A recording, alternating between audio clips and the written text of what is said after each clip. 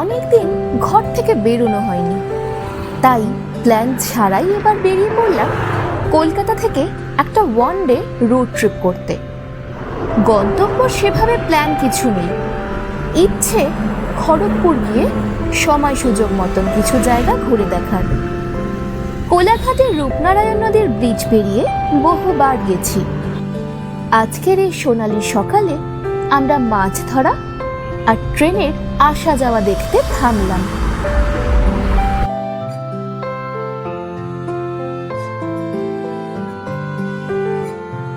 কোলাঘাটের 6 বালিগঞ্জ প্লেসে গরম গরম কড়াইশুটির কচুরি আর শুকনো আলুর দম খেয়ে এগিয়ে চললাম। খড়গপুর পৌঁছে হাইওয়ে ছেড়ে ডান দিকে ঢুকে গেলাম মেদিনীপুর টাউনে। আজকে প্রথমে যাব মন্দির নগরী পাথরা, তারপরে কর্ণগড়ের মহামায়া মন্দির দেখে যাব স্পেশাল হান্ডি মাটন, আর শেষে নারাজল রাজবাড়ি আর বেনাপুরের নদীর চর দেখতে। সারাদিনের দূরত্ব মোটামুটি আসা যাওয়া নিয়ে 300 কিলোমিটারের মধ্যে। মেদিনীপুর টাউন থেকে একদম কংসাবতী নদীর পাশ দিয়ে এগিয়ে যাওয়া রাস্তা আমাদের পৌঁছে দিল 18 কিলোমিটার দূরের পাথরায়। বাঁধের রাস্তার পাশে কোনো রকমে গাড়ি থেকে নেমে ধান জমির আলপথ ধরে পৌঁছে যাওয়া যায় ধর্মরাজ মন্দির। পঞ্চরত্ন বিশিষ্ট এই ধর্ম ঠাকুরের মন্দিরটি দক্ষিণমুখী। মন্দিরটি যে জায়গায় দাঁড়িয়ে রয়েছে ঠিক তার 1 হাত দূর থেকে শুরু হয়েছে নদীর ভাঙন। নদীর পার ভাঙতে ভাঙতে যেন ঠিক এই মন্দিরের সামনে এসে গেছে।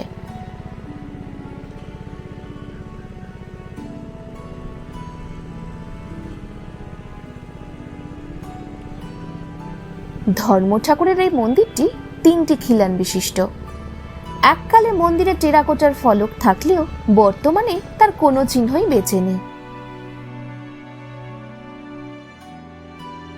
মন্দিরের চারদিকে অপূর্ব পঙ্খের কাজ ছিল, তা বর্তমানে মন্দিরের সামনে কিছুটাই লক্ষ্য করা যায় মাত্র।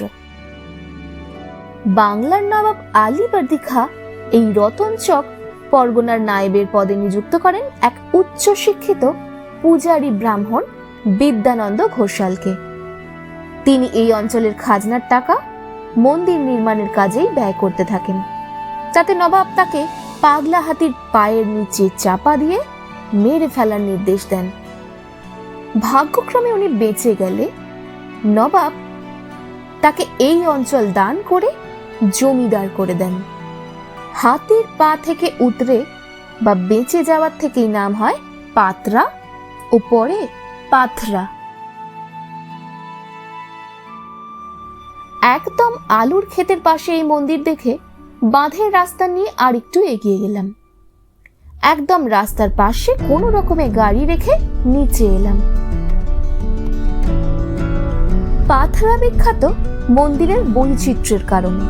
মন্দিরময় এই ছোট গ্রামটিতে বাংলার চালা, রত্ন, দালান, দেউল, মঞ্চ সমস্ত রীতিরই মন্দির দেখতে পাওয়া যায়। তবে যুগের পর যুগ ঠিকমতো সংরক্ষণের অভাবে আর নদীর ভাঙনে পাথরার অনেক মন্দিরই ধ্বংস হয়ে গেছে। বিক্ষিপ্তভাবে ছড়িয়ে থাকা পাথরার মন্দিরগুলিকে 3টি ভাগে ভাগ করা হয়েছে: Navaratna temple complex, Kalachand temple complex আর রাসমঞ্চ টেম্পল কমপ্লেক্স, যেগুলো ইংরাজির 1827 খ্রিস্টাব্দ ও বাংলার 1234 বঙ্গাব্দ, মানে প্রায় 200-300 বছরের পুরনো। আর বৌদ্ধ ও জৈন স্থাপত্য রীতির প্রভাব এতে ভালোভাবেই বোঝা যায়। এটা কালাচাঁদ মন্দির কমপ্লেক্স। সমতল ছাদের দালান রীতির এই মন্দির কালাচাঁদের দালান কোঠা নামে পরিচিত। এখানে দুপাশের দুটো ঘরে লক্ষ্মী জনার্দন ও কালাচাঁদজির মূর্তি ছিল। এখানে পাশাপাশি 3টি 8চালা শিব মন্দির দেখা যায়।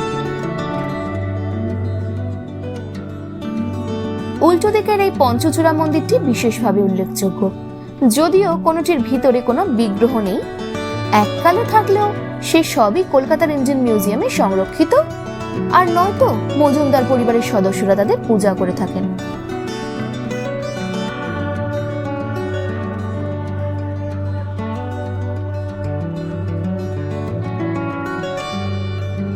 এই জায়গাটা দুর্গা দালান।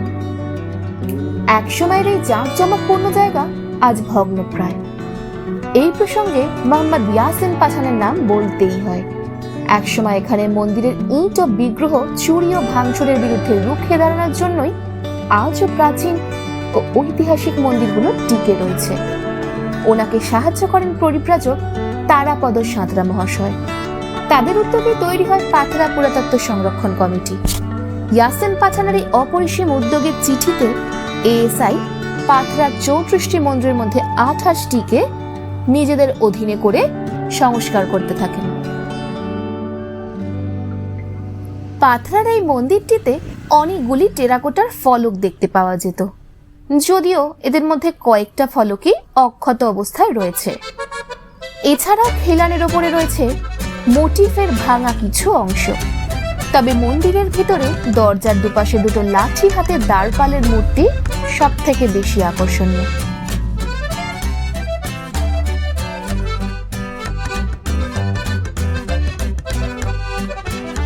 এই মন্দিরের ঠিক পাশেই আরেকটা আটচালা মন্দির দেখতে পাওয়া যায়। সেই মন্দিরটিও বাঁধের কারণে সমভূমি থেকে অনেকটাই নিচুতে, তবে এতে টেরাকোটার ফলক বা মোটিভ দেখা যায় না। এর উল্টো দিকে দেখতে পাওয়া যায় আনুমানিক 18 শতকের মাঝামাঝি সময়ে পাথরার অন্যতম শ্রেষ্ঠ নবরত্ন মন্দির। নবরত্ন মন্দিরের বাঁ দিকে 4টি সমতল ছাদের দালান রীতির শিব মন্দির। এই শিব মন্দিরগুলোর পিছনেই রয়েছে একটি তুলসী মঞ্চ। শোনা যায় মজুমদার পরিবারের কোনো এক জমিদার তার অসুস্থ মাকে ঘরে বন্দি রেখে এই মন্দির নির্মাণ করেন। মন্দিরের কাজ শেষ হলে মন্দির প্রতিষ্ঠার আগের দিন মন্দিরের চূড়ায় বাজ পড়ে, আর সেই থেকে এই মন্দিরটি অভিশপ্ত, যার জন্য মন্দিরে কোনোদিনই কোনো দেবতার ঠাঁই হয়নি। এই মন্দিরগুলি দক্ষিণমুখী ও প্রতিটি মন্দিরের প্রবেশদ্বার একটি। মন্দিরে কোনো বিগ্রহ নেই।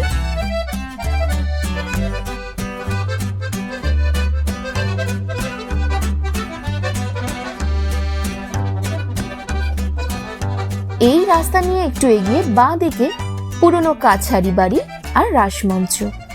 প্রথমে এই রাস্তার ডান দিকে দেখা যায় 3টি পূর্বমুখী পঞ্চরত্ন মন্দির।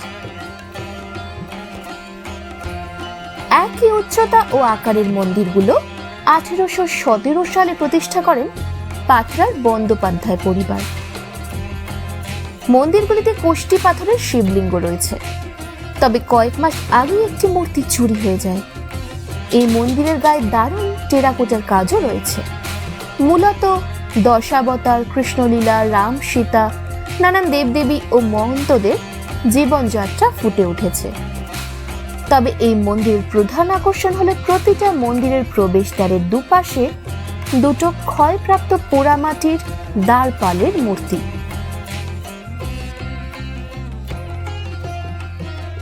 প্রথম মন্দিরটির দ্বারপালের হাতে রয়েছে লাঠি, পরের মন্দিরের দ্বারপালের হাতে রয়েছে বন্দুক ও শেষের মন্দিরের দ্বারপালের হাতে রয়েছে তলোয়ার।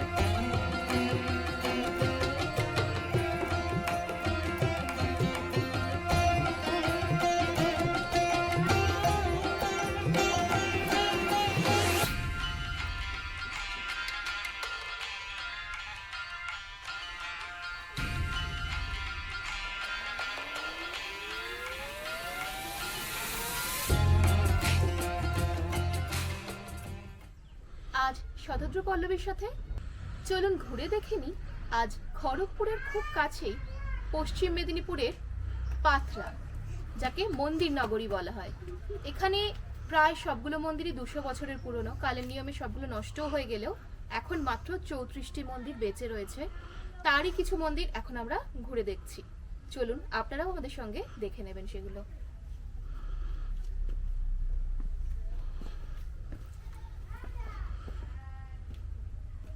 এই মন্দিরগুলোর কাছেই বন্দ্যোপাধ্যায়দের বসত বাড়ি বা কাছারি বাড়ি। এখন পুরোটাই ভগ্নস্তূপে পরিণত। ছাদ ছাড়া শুধু দেওয়াল, খোলা জানলা দরজাগুলো দাঁড়িয়ে রয়েছে।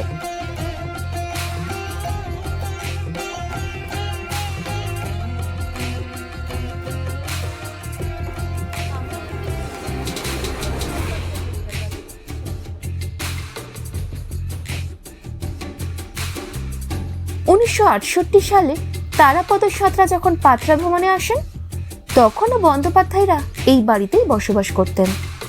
এই কাছারি বাড়ির সামনের দিকে শিব মন্দির দুটিতে একটি করে শিবলিঙ্গ রয়েছে, তবে মন্দিরের দেওয়ালে কোনো পোড়ামাটির নিদর্শন নেই। এই কাছারি বাড়ির পিছন দিকে রয়েছে রাসমঞ্চ। রাসমঞ্চটি অষ্টকোণাকার ও উঁচু বেদির উপর প্রতিষ্ঠিত হয় 1832 সালে। রাসমঞ্চের প্রতিটা প্রবেশদ্বারের দুপাশে রয়েছে দ্বারপালিকার মূর্তি, তবে মূর্তিগুলির অবস্থা শোচনীয় ও মস্তকবিহীন। কেউ যেন রাসমঞ্চ থেকে সেগুলো তুলে ফেলার চেষ্টা করেছিল।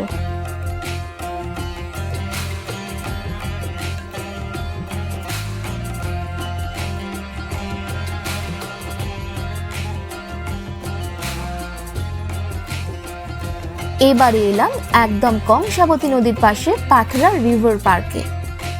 ছোট্ট সুন্দর সাজানো পার্ক থেকে সুন্দর সূর্যাস্তের সাক্ষী হতে পারবেন।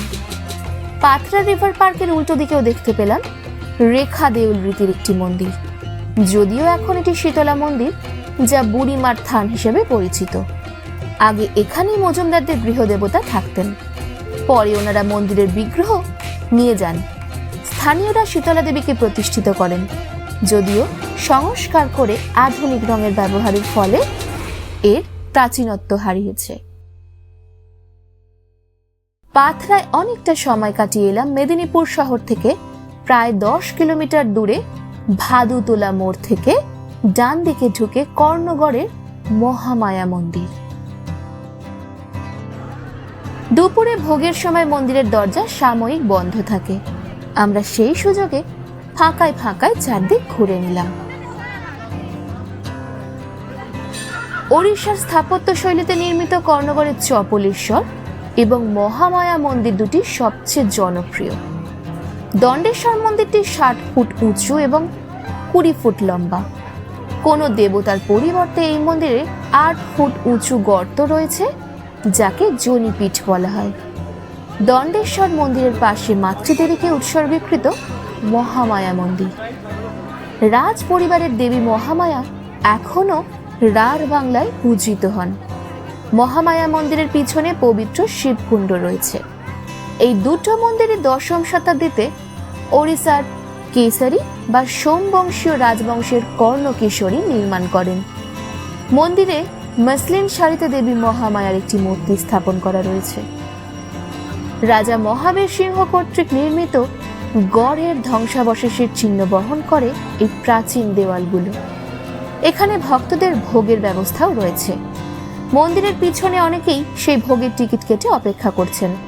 ভোগের পরে মন্দিরের দরজা বিকেল অবধি বন্ধ থাকে। পৌষ সংক্রান্তির দিনে একটি মনোরম মেলা অনুষ্ঠিত হয় এখানে। ভারতীয় স্বাধীনতা আন্দোলনের সময় চুয়ার বিদ্রোহের কেন্দ্রস্থল হিসেবে এই মন্দিরটি ঐতিহাসিকভাবে গুরুত্বপূর্ণ। এরপর এলাম শালবনের জঙ্গলে। ঘন জঙ্গলের মাঝেই এলিফ্যান্ট ক্রসিং এর বোর্ড। এই রাস্তায় সোজা নিয়ে যায় গনগনি আর বিষ্ণুপুর।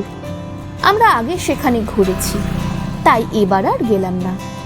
কয়েকটা ছবি তুলে কাছেই শালবন ধাবায় মাটন হান্ডি আর ভাত খেয়ে নিলাম।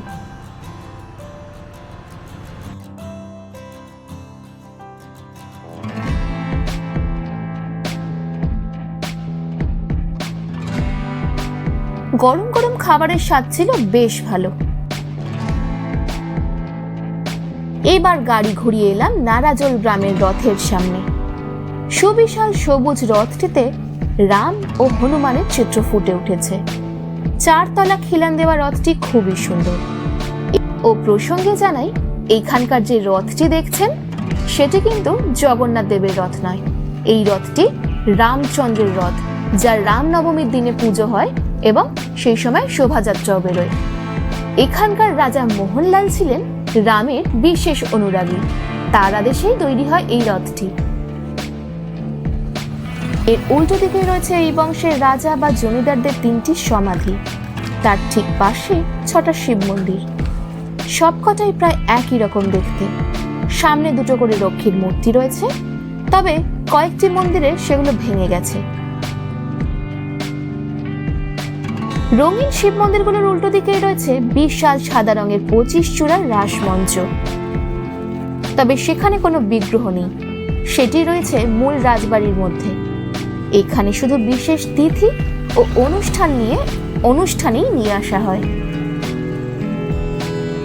এবার আমরা নারাজল রাজবাড়ির মূল গেটের সামনে এলাম। গাড়ি নিয়ে সামনে চলে এলাম একটা সাদা রাজপ্রাসাদের সামনে।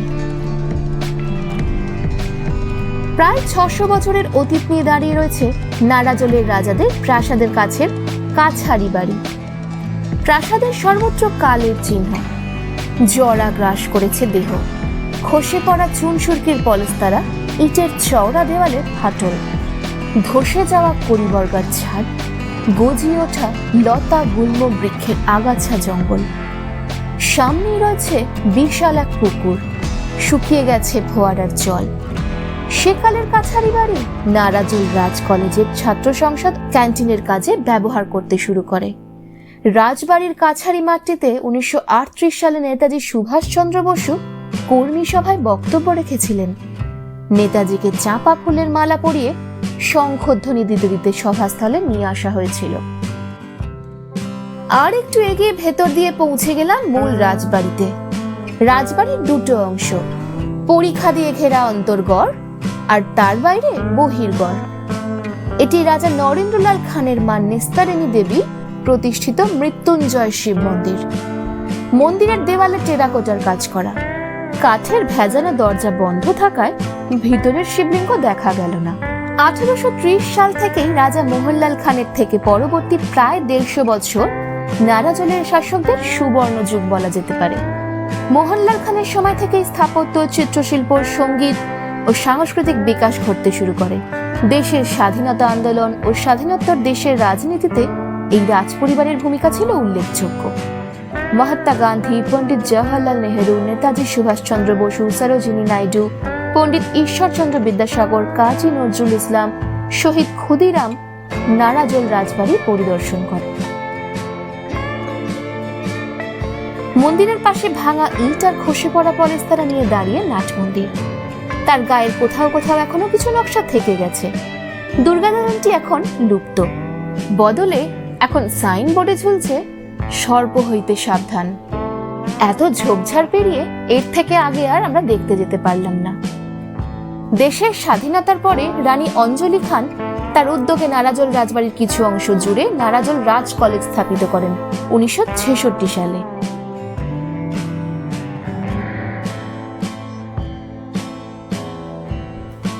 কাছারি মাঠ পেরিয়ে রাজবাড়িতে প্রবেশ পথের ঠিক বাঁদিকে ঠাকুর বাড়ির অবস্থান। নাট মন্দির পেরিয়ে নতুন মন্দিরটিতে দেবী জয় দুর্গা অধিষ্ঠান করছেন। এখানে দেবী পূজিতা হন একাই, দেবীর সঙ্গে লক্ষ্মী, সরস্বতী, গণেশ, কার্তিক থাকেন না। ঠাকুর বাড়ির মাঝের জায়গাটাতে রঙিন বেলজিয়ান গ্লাসের কাজ করা বিখ্যাত নাট মন্দিরটি। শোনা যায় মহর্ষি দেবেন্দ্রনাথ ঠাকুর বালক রবীন্দ্রনাথকে নিয়ে একবার নারাজলে এসেছিলেন। এই নাট মন্দিরটির শৈল্পিক দিক তাকে নাড়া দিয়েছিল। এরই অনুকরণে তিনি শান্তিনিকেতনে উপাসনা গৃহটি নির্মাণ করেছিলেন। জয় দুর্গার পুরনো পঞ্চরত্ন মন্দিরটি রাজবাড়ির অন্দরমহলে আর জীর্ণ পরিত্যক্ত আগাছায় ঢেকে আছে। এটি রাজবাড়ির সব থেকে পুরনো মন্দির। এখানেই উদয়নারায়ণ দেবী জয় দুর্গাকে প্রতিষ্ঠা করেছিলেন। মোহনলাল খানের সময় থেকেই নারাজল রাজাদের স্থাপত্য শিল্পের ইতিহাসে আধুনিকতার ছোঁয়া লাগে। স্থাপত্যগুলোতে ইন্দো ইউরোপিয়ান শিল্পরীতির ছাপও দেখতে পাওয়া যায়। একসময় নারাজল রাজবাড়ির গর্ব এই সিংহগুলি, স্থাপত্যগুলি, পুরাতন সব ঘটনাগুলি চিরতরে হারিয়ে যাওয়ার আগে প্রয়োজন সেগুলিকে সংরক্ষণ করে রাখা, না হলে ভবিষ্যৎ প্রজন্মের কাছ থেকে একদিন এই সবই মুছে যাবে। প্রয়োজন নারাজলকে সত্যিকারের এক পুরাতাত্ত্বিক পর্যটন কেন্দ্র হিসেবে গড়ে তোলা। এই রাজপ্রাসাদের 1 কিলোমিটার দূরে লঙ্কাগড়ে 7.5 বিঘা জমিতে পুকুর খুঁড়ে 1818 সালে জলহরি নির্মাণ রাজা মোহনলাল খানের আর একটি স্মরণীয় কাজ। তবে সে এখন জলায় হারিয়ে গেছে। সারাদিন ঘুরে এবার আমাদের ঘরে ফেরার পালা। তবে একবার ঘুরে গেলাম বেনাপুর বিচে, রঙিন সূর্যাস্তের সাথে আলাপচারিতায় মেতে উঠতে। তার ভিডিও আগেই রয়েছে ওয়েফেয়ার্স ফুটপ্রিন্টের, চাইলে সেটা আপনারা দেখে নিতে পারেন। আজকের গল্প কথা রইল এই অবধি। দেখা হচ্ছে আগামী পর্বে নতুন কোনো গল্প কথায়।